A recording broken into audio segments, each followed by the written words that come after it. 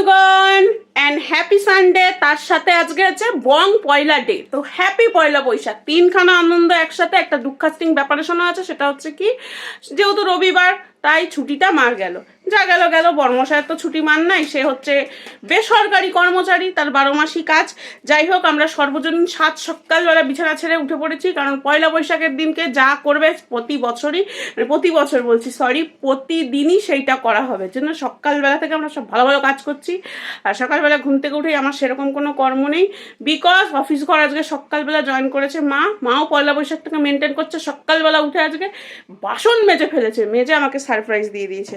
যাই হোক, বর্মশাই চলে গেছে সাত সকালবেলা বাজারে।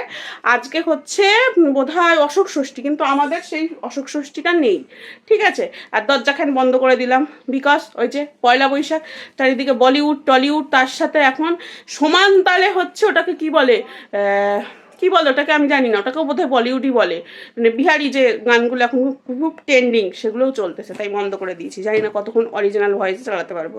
আর দেবাগ্নি সকালবেলা উঠে একটা কাজ করে ফেলেছে, সেটা হচ্ছে এই দেখো, এইটা বানিয়েছে স্মার্টফোন, দেখেছো? দেবাগ্নি পুরো দেখাচ্ছে, তারা ব্যাক ক্যামেরায় দেখাচ্ছি, ঠিক আছে। অ্যাপেলের ফোন বানিয়েছে আমার সোনা মা, আইফোন, তাও আবার। দেখাও দেখি তোমার আইফোনটা, দেখাও। এটা কি ব্ল্যাঙ্ক স্ক্রিন? এটা কি নাম্বার? তারপরে বিভিন্ন অ্যাপস, ইউটিউব থেকে শুরু করে সমস্ত কিছু অ্যাপস। তারপরে তারপরে ওইটা ইউটিউব চলছে। তারপরে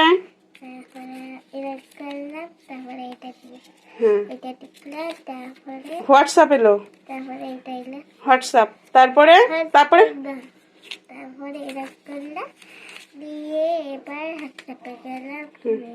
ফেসবুকে।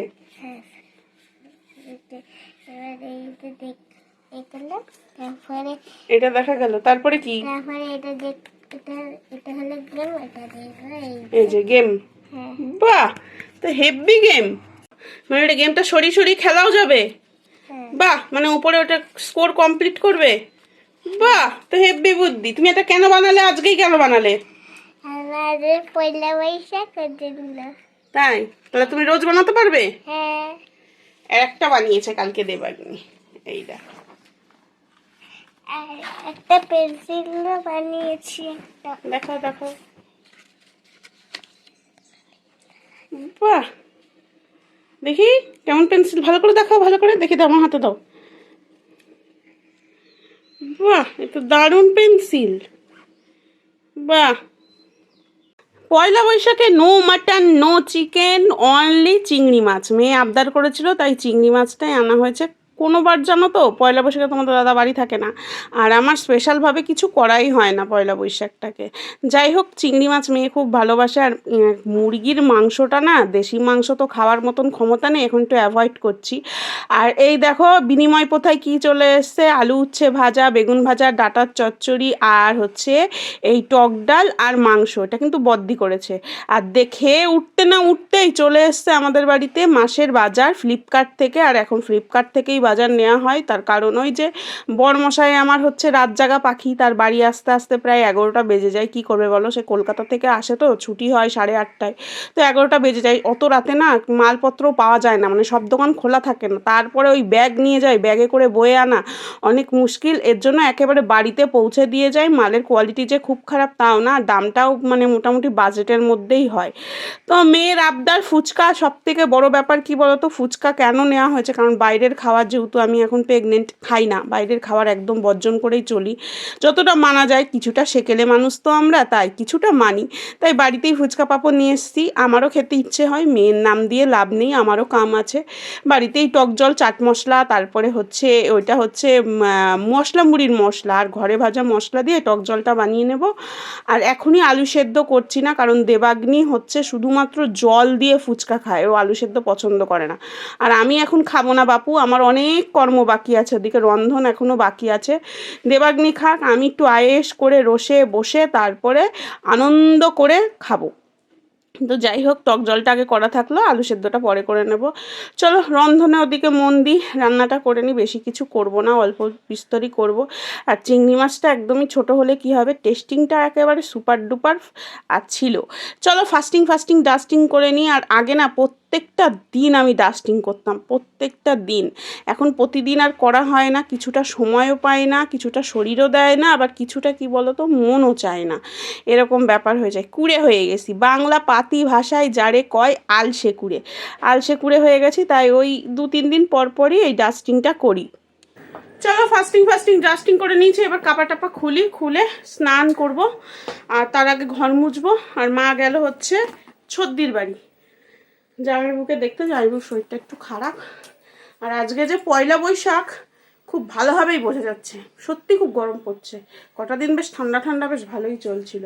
আর এদিকে মাম্মা এই যে দেবাগ্নি স্নান ধান করে নতুন ড্রেস পরে নিয়েছে। এটা কে দিয়েছে জামাটা? দাদাই দিয়েছে। আর বিকেলে কাটটা পরবি? বিকেল যখন মেলায় যাও তখন সেই তখন জেম্মারটা পরবে। আর ওর বাবা যেটা দিয়েছে সেটা আগেই পরে নিয়েছে। ওর বাবা যদিও 3/4 প্যান্ট দিয়েছে, দুটো গেঞ্জি আনবে বলছিল। আমি বললাম থাক আর আনতে হবে না, কারণ অনেকগুলোই জামা হয়ে গেছে। ওর ঠাম্মি দিয়েছে 2টো গেঞ্জি, একটা প্যান্ট। থাক, গরমে আর অত বেশি লাগবে না, যত পারা যায় কম খরচা করাই ভালো। আর ওর জামা অনেক হয় জানো তো, গরিব মানুষ, বড় লোক নই, একটু বুঝে শুনে চলতে হবে। আমাদের আর নতুন এবার কেনা হয়নি, প্রত্যেকবার বাবা দেয়, কিন্তু এবার বাবা আর পারেনি দিতে, আমাকে জামাইকে কাউকেই দেয়নি, শুধুমাত্র নাতনিকে দিয়েছে, বুঝেছো। তো ও একখানা নতুন নাইটি পরবো ভাবছি। এই যে এই নাইটিটাই পরবো, নতুন ঠিক না, এটা পুজোর সময় আমার যা আমাকে নাইটি দেয়, মানে দেবাগ্নির জেম্মা, ঠিক আছে। তো দিদির নাইটিটাই পরবো আমি। তো চলো স্নান ধান করে নিই, বড্ড গরম।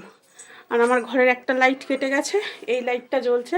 এটা না একটু ইয়েলো টোন, যেহেতু আমি ভিডিও করি তাই তোমাদের দাদা দেখে এই লাইটটা কিনে এনেছিল, কিন্তু এতে না ভালো দেখা যায় না চোখে, ওই জাস্ট ক্যামেরাতেই ভালো লাগে, বদনখানা, এমনি কোনো কাজের কাজ না, বুঝেছো।